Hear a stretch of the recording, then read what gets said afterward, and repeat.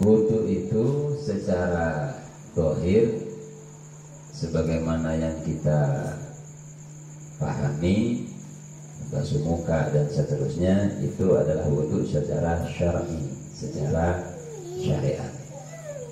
Jadi bersuci, jadi mensucikan badan. Nah, ketika orang masuk ke hakikat, hakikat itu kan dimensi batin. Bagaimana wudunya hakikat itu? Kalau dalam suluknya, Syekh Siti Jenar itu pernah bilang sembahraga, ada sembahraga namanya. Jadi menyembah, sholat, Allahu Akbar, berdiri, ruku, sujud, duduk. Nah, itu yang namanya sembahraga.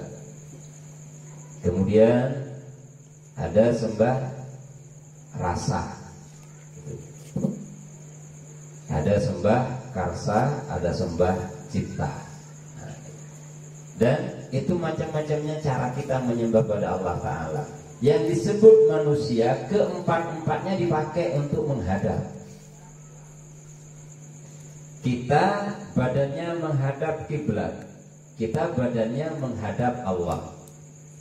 Melalui apa? Setelah kita takbiratul ihram, kita itu yang menghadap ke kiblat, yang menghadap ke Ka'bah itu badan.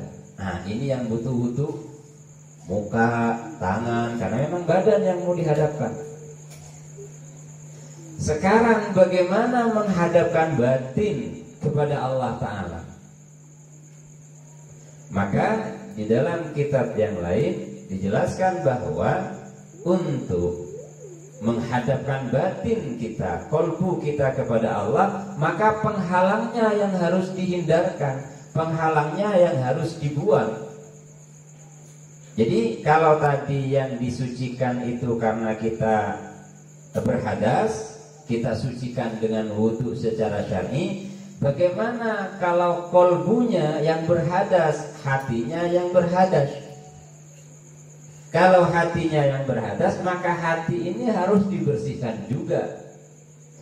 Dari apa? Min aqdaril basyariyah, dari penyakit-penyakit kemanusiaan yang ada dalam diri kita.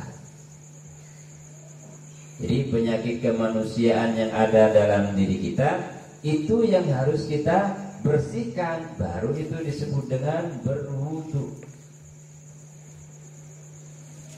Secara apa? Secara hakikat. Dan bagaimana wudunya orang yang bermakrifah? Jadi orang yang bermakrifah, orang yang betul-betul mengetahui kepada adanya Allah Subhanahu wa Ta'ala, apakah wudunya sama? Ya sama, secara zahir juga sama, karena orang makrifah itu tidak bisa meninggalkan sisi jasmaninya. Beliau akan tetap menjaga badannya suci. Beliau akan menjaga kolbunya tetap suci. Dan bagaimana sirnya juga tetap dalam keadaan suci. Bagaimana caranya? Yaitu sir yang senantiasa tersambung kepada Allah Subhanahu wa Ta'ala. Makanya bagi ma'rifah, bagi orang arif billah, lupa kepada Allah itu dosa. Nah, saya ulang. Orang arif billah yang sudah ngerti kepada Allah dan senantiasa sambung sama Allah, suatu saat karena persoalan duniawi kemudian beliaunya ini lupa, lupanya ini dianggap dosa oleh Allah. Sehingga muncul yang namanya hasanatul abrar, sayyiatul muqarrabin. Jadi makanya dalam Islam dibagi kelas. Terus ada orang protes, Nabi datang hanya Islam satu, siapa yang mau niru itu? Disebut dengan uswatun hasanah, itu sudah menjadi contoh yang sempurna. Kita nggak mungkin mencontoh beliau secara totalitas, tapi wajib. Menirunya wajib, tetapi sama dengan beliau itu tidak mungkin. Tapi kita wajib nirunya. Oh, sekarang cara sholat kita, ayolah kita tanya, cara sholat kita ini semuanya kan riwayatan dan kisah. Yang lebih parah yang tidak pernah ngaji kitab hadis yang tidak membaca bagaimana cara rukuknya Nabi dan seterusnya. Berarti tidak pernah dengar kisah. Akhirnya apa? Semuanya riwayatnya berdasarkan apa? Berdasarkan apa yang diperoleh dari dulu, dari kecil. Ngaji di musola, nang langgeran, ya sudah nyentoh, ya langgeran. Padahal hadisnya sholat sangat jelas. Shollu kama ra'aitumuni usolli. Sholatlah kamu sebagaimana kamu melihat saya sholat, sabda Rasulullah kepada Nabi. Ya, nah, kita pernah enggak lihat sholatnya Nabi? Biar jelas tidak pernah, Ustaz. Nabi kan sudah wafat. Iya, jasmani. Tetapi secara ruhan Nabi tidak wafat karena beliau abul arwah. Karena beliau adalah ayah dari seluruh ruh alam semesta beserta isinya. Karena beliau itu adalah ruh dari alam semesta beserta isinya, maka beliau tidak wafat. Sehingga umatnya ini, kita-kita ini bisa ketemu dengan beliau dengan ruhaniyah.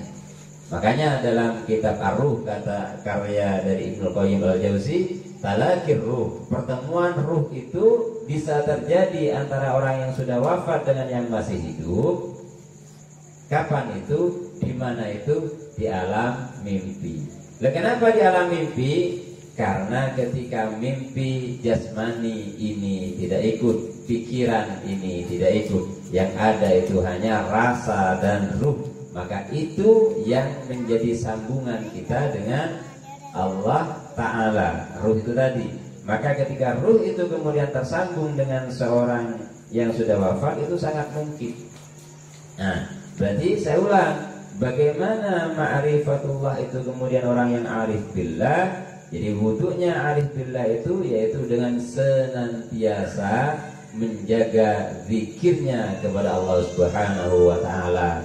Dan zikirnya ini yang disebut dengan zikrur ruh. Apa zikirnya ruh itu? Yaitu senantiasa terpana menyaksikan Allah, al-musyahadah billah. Jadi yang senantiasa menyaksikan Allah Ta'ala dan dia tidak pernah terputus dengan itu semua, berarti ruhnya atau ruhaninya telah dalam keadaan suci terus menerus begitu. Kemudian dengan adanya Allah, makanya Allah Ta'ala itu menyatakan kuntu kanzan makhfiyan fa ahbabtu an urafa fa khalaqtul khalqa. Dalam hadis yang lain, innallaha ta'ala khalaqa adama ala surati, bahwa katanya Allah, aku ini kanzan, aku ini perbendaharaan yang tersembunyi dan aku ingin diketahui, maka aku ciptakanlah yang namanya makhluk. Kalau Allah itu tidak menciptakan makhluk, kalau Allah itu tidak menciptakan apapun, ya, bagaimana kemudian bisa disebut Al-Khaliq dia? Kalau dia tidak menciptakan apa saja, bagaimana dia bisa disebut dengan Al-Khaliq? Dan sebenarnya pertanyaan seperti ini kalau kita bahas dalam retorika namanya tahsilul hasil. Jadi membahas sesuatu yang sudah selesai. Kenapa Allah sudah mencipta, kok kita berandai-andai Allah itu belum mencipta? Jadi namanya tahsilul hasil. Jadi Allah itu kan sudah nyiptain kita, terus kita berandai-andai, gimana kalau alam ini belum ada? Wong yang diandaikan ini sudah ada, kita andaikan untuk menjadi tidak ada lagi, maka itu lebih tidak mungkin lagi. Nah, sehingga ketika itu ingin kita jawab, maka bagaimana Allah tahu kepada siapa yang akan tahu kepada Allah kalau Allah tidak mencipta? Ingat bahwa Al-Khaliq itu adalah namanya. Maka dengan nama itu Allah mesti mencipta. Dan yang diciptakan pertama kali itu adalah nur Rasulullah sallallahu alaihi wasallam. Allahumma shalli wa sallim wa barik alaihi.